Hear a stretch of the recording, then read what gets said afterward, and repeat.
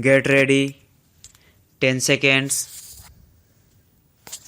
5 seconds. Start.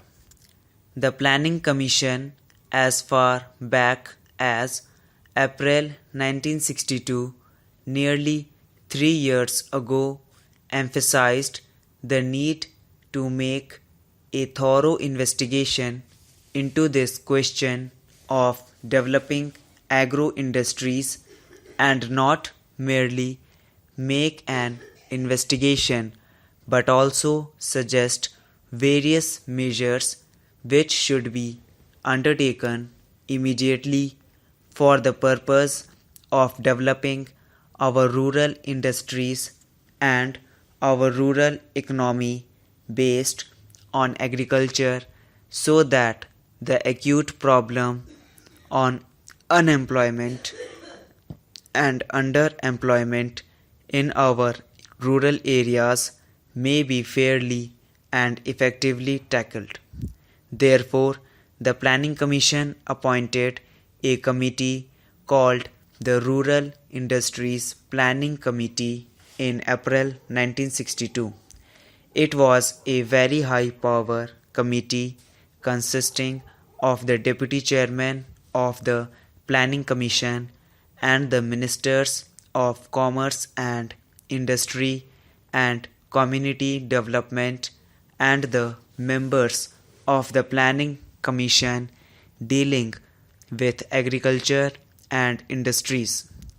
This Rural Industries Planning Committee immediately set up a standing committee for the purpose of keeping continuous vigilance on the development of our rural industries and for the purpose of giving continuous guidance also to the Planning Commission for this purpose. This standing committee considered the entire approach to be adopted and they formulated a scheme for the projects for intensive development of village and small-scale industries in the rural areas. I think it is a very remarkable study and survey of the entire problem, and I would, if the honorable members so desire, make these schemes of the Standing Committee of the Rural Industries Planning Committee available to them. It deals with the subject from the point of view of objectives. First of all, our objective is to build a viable rural economy in which not only agriculture and irrigation are to be developed, but along with that, a whole setup of industrial complex based upon our agriculture, based upon our rural conditions would be developed.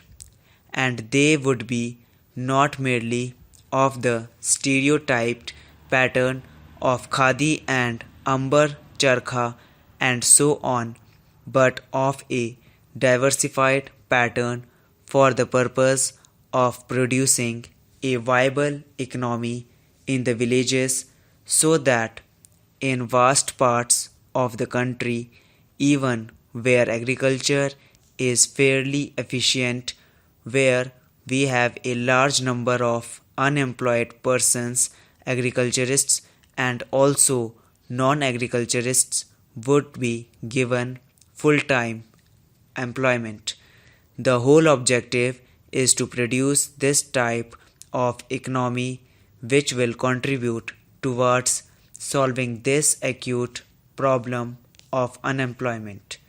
They selected 45 projects and allotted them to the various states, to all the 15 states, and each project covered 3 to 5 community development blocks with a population of roughly 3 to 5 lakhs so that a fairly substantial population was immediately covered, and then they carried out a comprehensive and thorough survey of these pilot project areas, these 45 areas, which covered 3 to 5 community development blocks with a population to 3 to 5 lakhs.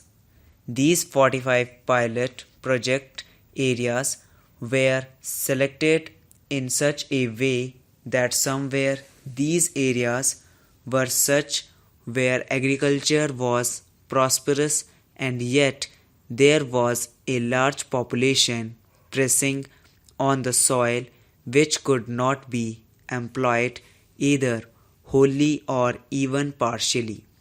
There were areas which were backward from the agricultural point of view, where agriculture was difficult due to irrigation not being available and due to other factors, where even agriculturists owning lands were not comfortable economically.